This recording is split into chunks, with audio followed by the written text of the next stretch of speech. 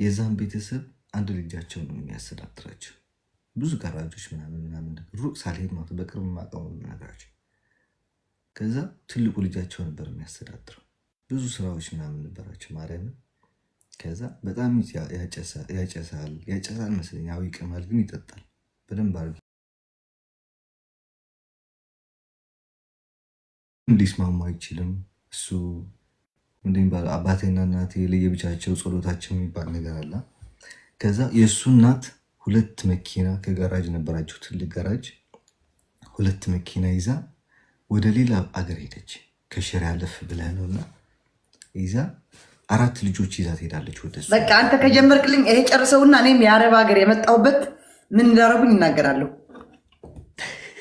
ኦኬ ቻርጅ ሰካዋለሁ ጋይስ። ኦኬ ከዛ በኋላ 4 የልጅ ልጆቿ ማለት ነው። 2 ወንድና ሴት፣ የወንድ ልጇ 2 ወንድና ሴት ደግሞ የሴት ልጇ ይዛ ወደ ሌላ ቦታ ሄደች ማለት ነው። ከዛ 2 መኪና ደግሞ ከእሷ ጋር ይዛ ሄደች።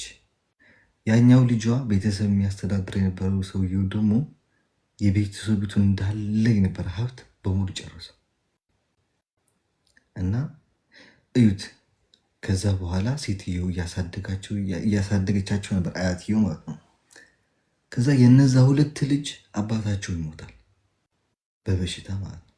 ከዛ አያትየው ደግሞ በቃ ትንሽ ደህይ ያለ ማለት ኑሯቸውን በጣም ነው እንትን ብዙ አልነበረም እና ከዛ በኋላ አባትየው ከሞተ